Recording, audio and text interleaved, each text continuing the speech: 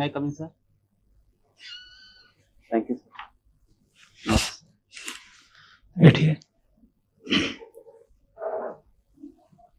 अपने बारे में कुछ बताइए। सर मैं बेसिकली बिहार के मधुबनी जिले का रहने वाला हूँ। मैंने अपना 10th Madhepur Jawahar high school से किया है। उसके बाद मैंने अपना 12th और ग्रेजुएशन बीडी कॉलेज पटना से किया है। ग्रेजुएशन मैंने अकाउंट्स ऑनर्स में किया है और वर्तमान में मैं सर 2016 से डिपार्टमेंट ऑफ पोस्ट में सीनियर अकाउंटेंट के पद पे भारत सरकार के तहत कार्यरत हूँ सर। तो अच्छी जगह जॉब तो आप कर रहे हैं, फिर चेंज क्यों करना चाह रहे हैं? तो चूंकि सर मेरा जॉब काफी अच्छा है, इसमें कोई दो राय नहीं है, लेकिन बीपीएससी की जो ये परीक्षा है काफी प्रतिष्ठित परीक्षा है और एक मेरा शौक रहा है कि मैं सिविल सर्विस में जाऊँ, तो इसलिए मैंने इसका चुनाव किया है सर। अच्छा, और इसकी तैयारी आपने कब से शुरू की? सर इसकी तैयारी पिछले 3-4 वर्षों से मैं कर रहा हूँ सर। अच्छा, तो क्या क्या चेंजेस हो जाएंगे आपके अंदर अगर आपका सिलेक्शन यहाँ पे हो जाता है तो? सर अगर पहला चेंज तो ये होगा सर कि जैसे मैं अभी ऑफिस में बैठ के काम करता हूँ तो मुझे एक फील्ड जॉब करने का मौका मिल जाएगा, जो कि मुझे मेरी रुचि है उसमें। और दूसरा सर होगा कि सर मेरा लोगों के साथ जुड़ाव होगा, मैं समाज अपने तरफ से कुछ देना चाहूंगा तो दे सकता हूँ वहाँ सर। और तीसरा सर कि अगर कुछ मुझे नवाचार करने का वहाँ काफी अवसर है, अगर मैं वहाँ नवाचार भी कर सकता हूँ। ये सब चीजें हैं सर। किस तरह के नवाचार की आप बात कर रहे हैं? सर जैसे कई सारी योजनाएं सरकार के द्वारा चलाई जाती हैं अनुमंडल स्तर पे या जिला स्तर पे या प्रखंड स्तर पे, और उसमें कई सारी खामियां भी निकलती हैं। तो वहाँ पे सर ऐसा मैं नवाचार करना चाहूंगा कि ताकि जो उनका दुरुपयोग हो रहा है, जिनको मिलना चाहिए उनको नहीं मिल पा रहा है, वहाँ परिस्थिति के हिसाब से मैं वहाँ कुछ नया करना चाहूंगा सर। एक अकाउंटेंट और एक ऑडिटर में क्या डिफरेंस होता है?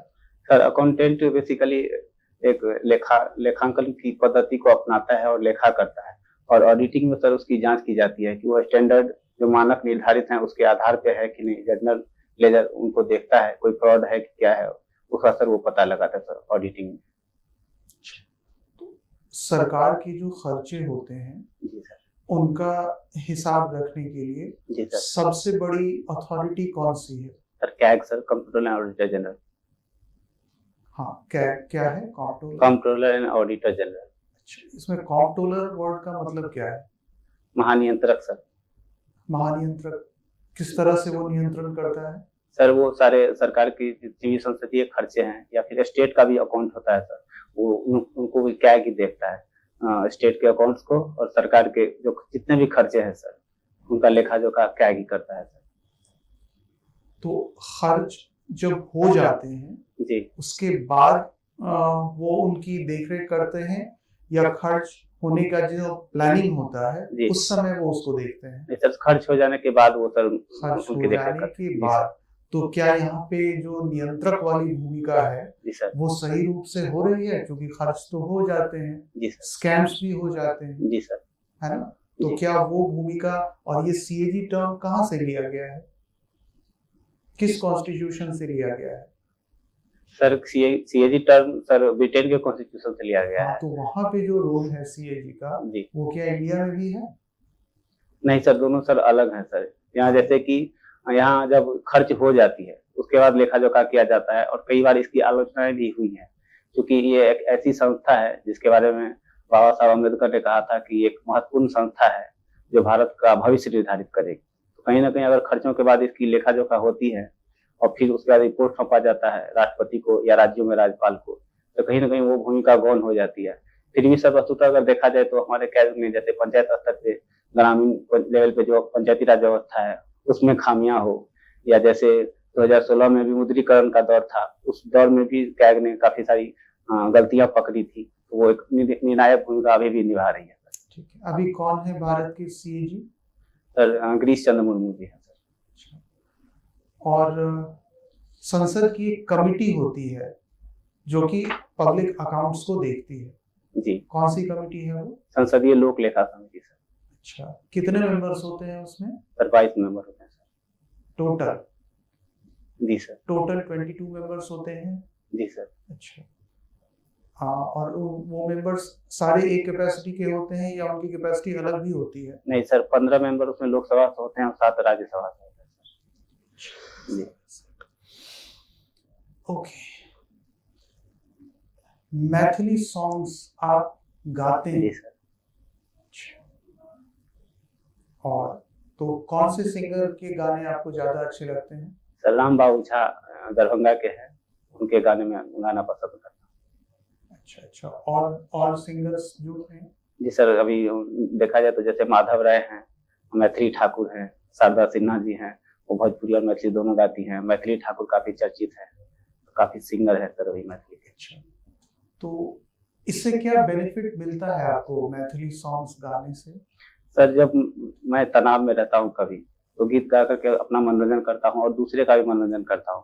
तो इससे मुझे अंदर सर एक अतिरिक्त ऊर्जा का संचार होता है, मुझे खुशी मिलती है और मैं आगे सक्रियता के साथ अपने कामों को सर करता हूँ। अगर आप अभी तो ऑलरेडी आप जॉब में हैं, जी सर। मान लीजिए एडमिनिस्ट्रेटिव सर्विस में आपका सिलेक्शन हो जाता है, जी सर। तो फिर इस हॉबी का क्या रोल रहेगा वहाँ पे? सर जैसे देखा जाता है कि चाहे अगर मेरी सिलेक्शन पुलिस में होती है सर, मेरा पहला प्रेफरेंस जो है, तो पुलिस बल में देखा गया है कि कहा जाता है कि 24 घंटे की ड्यूटी है और ये देखा भी जा रहा है, काफी तनाव में रहते हैं।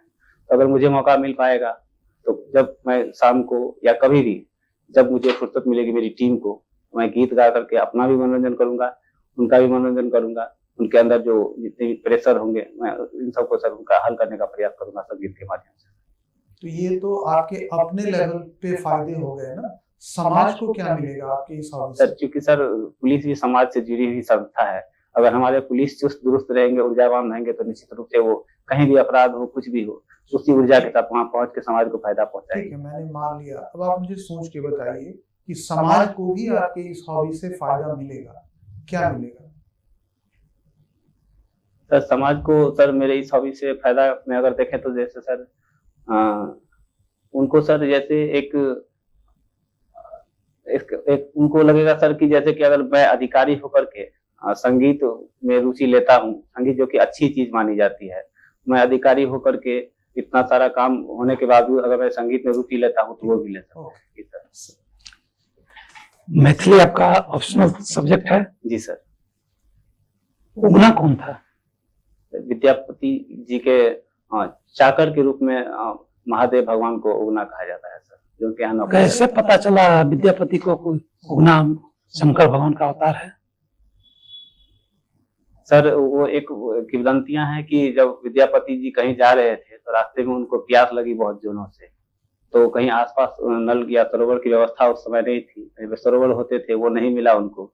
लेकिन जब देखा उगना ने उनके चाकर होते हुए कि मेरे मालिक प्यास से मरे जा रहे हैं, तो कहीं अलग होकर के उन्होंने अपनी जटाओं से गंगा की धार निकाली और विद्यापति को सर समझ में आ गया कि सर ये जटा की धार शिव ही निकाल सकते हैं और ये शिव ही है। कौन चीज देख के उसको पता चला? विद्यापति को उगना में क्या देखे? वो तो कहीं और से पानी ला रहा था।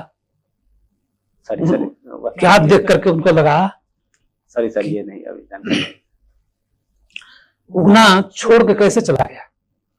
सर इसके बारे में सर एक रोचक कहानी है कि जैसे उनके घर में वो उगना नौकर का काम करते थे और एक दिन जो विद्यापति की पत्नी जी थी, तो उन्होंने उनको झाड़ू से किसी बात पे मारना पीटना शुरू कर दिया कि तुम काम अच्छे से नहीं करते हो।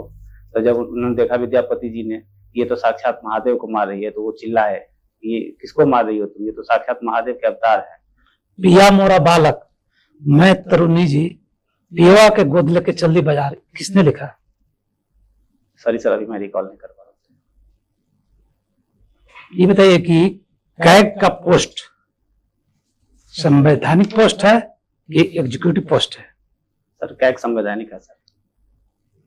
बीसीसीआई का जी प्रशासक के रूप में कैग को नियुक्त किया गया था सुप्रीम कोर्ट द्वारा, वो कौन था कैग? सर अभी याद नहीं करता। आपने बिहार पुलिस सर्विस को प्रथम वरीयता दिया है। जी सर। आपका एसडीपीओ के रूप में किसी अनुमंडल में पोस्टिंग हो गया। जी। वहां पर किसी शहर में जी। हिंदू मुस्लिम का राइट हो गया है। जी। आपको सूचना मिल रही है कि सिचुएशन बियॉन्ड कंट्रोल हो गया है। जी सर। अब आप क्या कीजिएगा? सर सबसे पहला काम तो मैं सर करूंगा कि वो और खबर सच्ची है कि झूठी उसको, वो तो आपका डिपार्टमेंट से आएगा खबर ना। सर अगर सिचुएशन बियॉन्ड कंट्रोल कौन कहेगा आपको आके? सर मुझे कहीं से सूचना प्राप्त होगी सर? नहीं, कहीं से कैसे प्राप्त हो? रात चल के थोड़ा सूचना आपको लेना है। आपका तो नीचे से आएगा सूचना जी कि सिचुएशन बियॉन्ड कंट्रोल है, जिसे जिस एसओ के अंदर में होगा जी वो आपको सूचना देगा। सिचुएशन बियॉन्ड कंट्रोल हो गया, जी अब आप क्या कीजिएगा? सर, सबसे पहले तो मैं सर पुलिस को इन्फॉर्म करूंगा। पुलिस तो आप ही है, इसी तो आ रहा है, सर मैं अपने सब आधिकारिक से वही तो कह रहा है। जी सर। आपका नीचे का एसओ आपको रिपोर्ट दिया कि सिचुएशन बियॉन्ड कंट्रोल हो गया है। सर मैं सबसे पहले स्पॉट पे जाऊंगा सर, जहाँ की आप स्पोर्ट पर जाने की क्या जरूरत है, आपको तो पता चल गया सिचुएशन बियॉन्ड कंट्रोल है। सर हो सकता है कि सर जो बियॉन्ड कंट्रोल हो गया है वो और भी कहीं उग्रता की ओर अगर भीड़ और बढ़ रही नहीं, वो तो बियॉन्ड कंट्रोल बता रहा है, सर। आपका एसओ बता रहा है कि सिचुएशन हमारे नियंत्रण से बाहर हो गया है, अब क्या कीजिएगा? सर निश्चित रूप से मैं वहाँ अधिक से अधिक पुलिस बल को ले जा करके वो उस तो पुलिस बल तो बहुत है, जी फिर भी कंट्रोल से बाहर हो रहा है। सर, कहीं ना कहीं सर पुलिस बल के माध्यम से या फिर जहाँ जनप्रतिनिधित्व हैं उनके माध्यम से हो, कहीं ना कहीं सर हर लॉ का कोई पॉइंट इसमें यूज नहीं कीजिएगा, सॉरी सर लॉ से कोई हेल्प नहीं लीजिएगा। कानून क्या कहता है उसमें? सर धारा 144 सर लगाने के लिए सर। कौन लगाएगा? सर वो पुलिस लगाएगी सर। पुलिस लगा देगी, पुलिस के पास पावर है, लगा देगा। ऐसे सर धारा 144 तो सर किससे आदेश लेना है? सर डीएम से आदेश लेना होगा सर। डीएम के पास सीधे चले जाएगा एक बार कि आपका अनुमंडल में पोस्टिंग है, धारा 144 लगाने के लिए आदेश कौन देगा? एसडीएम के पास सर मिलेगा सर। आपने जी मैथिली सॉन्ग के बारे में लिखा है कि सिंगिंग है मेरा हॉबीज, तो बताइए डीवी पलुस्कर किस तरह का क्षेत्र, किस कला के क्षेत्र से आते हैं? DV Paluskar, Vishnu Digambar Paluskar. Sorry sir, अभी सर इसको रिकॉल नहीं कर पा रहा हूँ। Kumar Gandharva, sorry sir. Bhimsen Joshi. Bhimsen Joshi sir संगीत क्षेत्र से रिलेटेड हैं सर। कौन से कला, कौन से कला? सॉरी सर, मैं इसको भी रिकॉल नहीं कर पा रहा। सितारा देवी। Sorry sir. संतूर का वादक कौन है? एमिनेंट वादक इंडिया में संतूर का सबसे अच्छा वादक कौन है? Sorry sir. अमजद अली खान कौन सा वाद्य यंत्र बजाते हैं? तबला बजाते हैं सर। अमजद अली खान। जी सर। तो जाकिर हुसैन क्या करते हैं? जाकिर हुसैन वो भी सर तबला वादक ही हैं सर। दोनों। अल्लाह रखा। Sorry sir.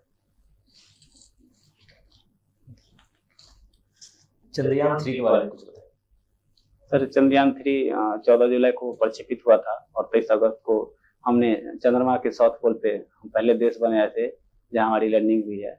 उसमें लैंडर के साथ रोवर गया था, हमारे पेलोड लगे हुए हैं उसमें, जो हमें चंद्रमा के बारे में वो कैसे पृथ्वी से अलग हुआ, वहाँ की ताप की क्या स्थिति है और भी कई मूलभूत चीजों के बारे में जानकारी देगी सर।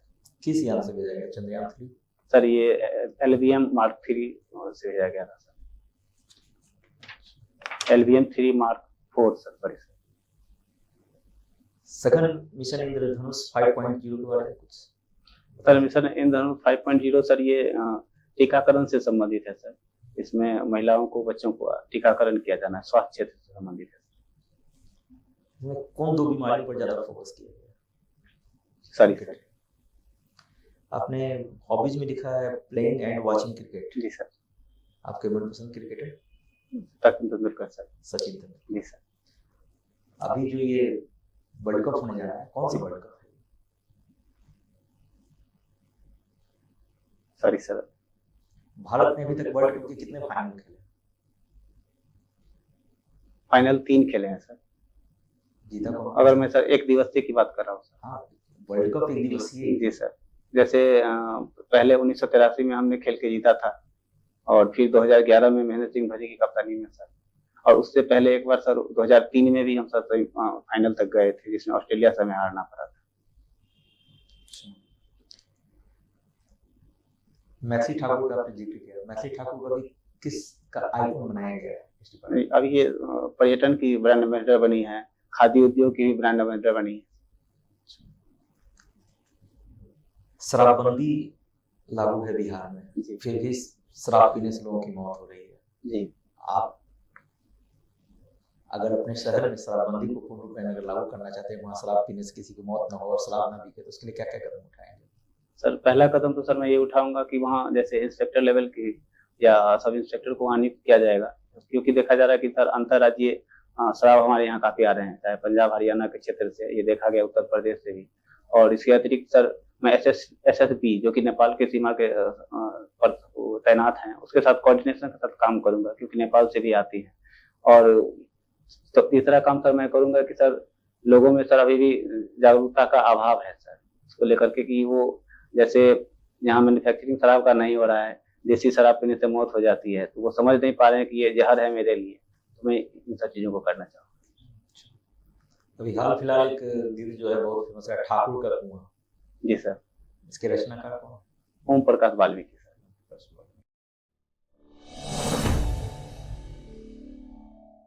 तो आप अच्छे कैंडिडेट हैं, आप मैच्योर्ड कैंडिडेट हैं, जो वर्क एक्सपीरियंस है आपका 5-6 सालों का वो दिख रहा है, तो आप में मैच्योरिटी है, आप हैंडल करना जानते हैं चीज़ों को।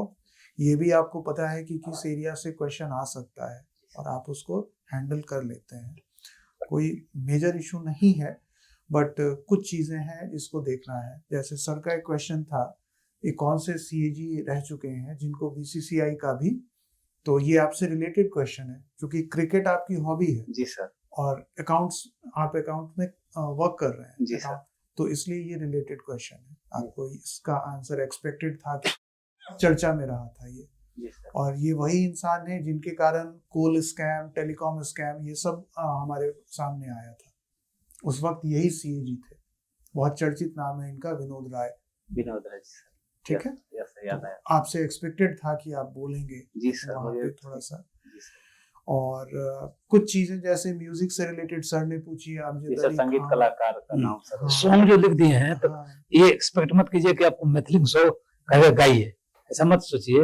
वहाँ सॉन्ग जैसी लिखे उस कला के क्षेत्र में चला जाएगा, वो भी क्वेश्चन कर देगा, तो थोड़ा सा उसका ध्यान रख लीजिएगा। सॉन्ग कैसा है, कौन कैसा गाता है, और कौन पर्सनालिटी क्या गाता है। नहीं थे ना अमजद अली खान के बारे में कि ये क्या बजाते हैं, तो आपको वहीं पे रुक के सॉरी बोल देना चाहिए। बांसुरी बजाते थे। नहीं, फिर अभी भी कुछ भी बजाते हैं, आपको रुक के नहीं जानकारी है, sorry चुप बोलना होना। है। हाँ, जो कॉन्फिडेंट हो तभी बोलिए। ठीक है, यस मत कीजिए। और मैथिली सॉन्ग से रिलेटेड, मैथिली ठाकुर से रिलेटेड जो फैक्चुअल क्वेश्चन थे वो तो आपने हैंडल कर लिया, बट जैसे ही मैंने कहा कि इसका बेनिफिट आपको एडमिनिस्ट्रेशन में क्या मिलेगा, तो आप अपने स्ट्रेस मैनेजमेंट तक ही सीमित रह गए। सोसाइटी को क्या बेनिफिट मिलेगा, यहाँ पे आप थोड़ा सा अगर रुक के सोचते, तो आप वहां पे आपको रुक के सोचना चाहिए था। सोसाइटी को कई तरह से बेनिफिट मिल सकता है। सबसे पहला कि आपको आपके कल्चर से जोड़ता है ये जी, तो आप कल्चर से जुड़े रहेंगे तो सोसाइटी से भी जुड़े रहेंगे। दूसरा है पुलिस सर्विस आपने दिया है फर्स्ट प्रेफरेंस। अभी भी पुलिस के बारे में बहुत सारी चीज पब्लिक को पता नहीं है और एक मिसकॉन्सेप्शन है पुलिस के बारे में पब्लिक, तो उस मिसकॉन्सेप्शन को आप संगीत के माध्यम से तोड़ सकते हैं, पब्लिक के साथ आप कनेक्ट कर सकते हैं। कम्युनिटी पुलिसिंग में सर हेल्प करेगा। कम्युनिटी पुलिसिंग में हेल्प करेगा, वेरी गुड। तो ये चीजें आपको रुक के थोड़ी सी सोचनी चाहिए थी वहां पे, आपने नहीं सोचा और बस सेल्फ तक ही सीमित रह गए आप। तो ये 1-2 एरिया में आप काम कर लीजिए, otherwise everything is good. Thank you sir. अच्छा है आपका। सिचुएशनल क्वेश्चन जो दिया गया आपको, ये धारा 44 मैंने सर उसे तो उसको आप अंत में पहुंचे, लेकिन बहुत ड्रैगिंग के बाद थोड़ा सोच के जवाब देना है कि आपका लिमिटेशन क्या है।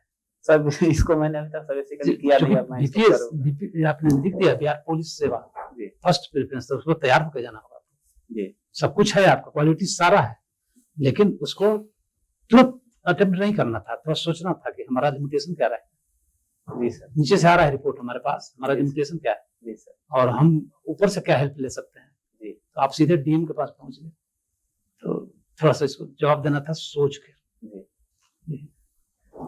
का मुद्दा तो ठीक है, थोड़ा सा जैसे कि कौन सा वर्ल्ड कप चला है क्रिकेट आपका वॉशिंग में, तो थोड़ा सा 12वां की 11वां था, मुझे कंफ्यूजन हो रही थी, इसका जवाब नहीं दिया। आगे तो पहले घबरा गए थे, ये नहीं दिया जी सर। मैंने पूछा था वो शराबबंदी हुआ है जी, तो आपने तो बिल्कुल सही बताया कि चलिए ठीक है, बॉर्डर है जहां पर वहां अस्पताल में, लेकिन शराब तो गांव में भी कहीं कहीं बनाई जाए जी। शराब तो पहले वहां तक भी तो पहुंच बनानी होगी जी सर। तीसरा पॉइंट तो सर वहां तक आया था, और कुछ पॉइंट इसमें जोड़ देंगे जी सर। वो चीज है जी। लोग जागरूकता है जी तो ठीक आपने कहा कि बिल्कुल भी उसमें मतलब कहाँ बन रहा है शराब उसको जी बंद करना तो एक ठीक बात है, जी सर। बाकी सब कुछ अभी सब कुछ सही है जी। दर्शन वगैरह सब कुछ अच्छा है बोलने का भी सब कुछ सही है। आपका ओरिजिनल इंटरव्यू कब है? 10 तारीख 10 को। बहुत जी। अच्छा। जो भी फीडबैक दिया गया है ना उसके एक एक पहलू पे आप गौर करेंगे जी। तो बहुत ही अच्छे रैंक से आपका सिलेक्शन हो जाएगा, थैंक यू है सर। ना? और आप लेकिन ये जो प्रिपरेशन है इसको कंटिन्यू रखेंगे आने वाले समय में। जी ठीक। जी sir. All the best. Sir एक चीज और पूछना था सर, जैसे कि सर मैंने अपने आइडियल में वैद्यनाथ से यहाँ नहीं मैंने जिक्र किया, वैद्यनाथ के यात्री जो नागार्जुन कहे जाते हैं मैथिली कवि हैं, उनको मैंने रखा है। तो चूंकि विवादास्पद भी कुछ हद तक रहे हैं वो, तो उनके बारे में मुझे जानकारी है, मैं उसको हैंडल कर सकता हूँ। लेकिन कुछ लोगों से सुझाव मिला कि विवादास्पद रहे हैं, कंट्रोवर्शियल रहे हैं, लेकिन उनकी बहुत सारी कविताएं हैं जो जनगाथा हैं, जो शोषित दलित के लिए, पिछड़े के लिए और भी राजनीतिक व्यंग है, तो उसको हटा के सर मैं माता पिता को फिर मुझे आइडियल करना पड़ेगा सर। नहीं, जब आइडियल पूछा जाता है ना तो जनरली जो पब्लिक फिगर हैं जी उन्हीं को रखा जाता है। उन्हीं को सर कंटिन्यू करना। और ठीक है, विवादास्पद तो रहते हैं लेकिन आपको उस विवाद की जानकारी होनी चाहिए जी और उस पर अगर आपसे काउंटर क्वेश्चन होता है जी तो आपको एक बहुत ही बैलेंस सा अप्रोच रहना चाहिए। ठीक। विवाद तो गांधी जी पे भी है, जी सर। लेकिन क्या विवाद है इसकी आपको जानकारी होनी जी चाहिए, जी है ना? जी सर। चलिए, ठीक ऑल है द सर, बेस्ट। ठीक है, थैंक यू सर।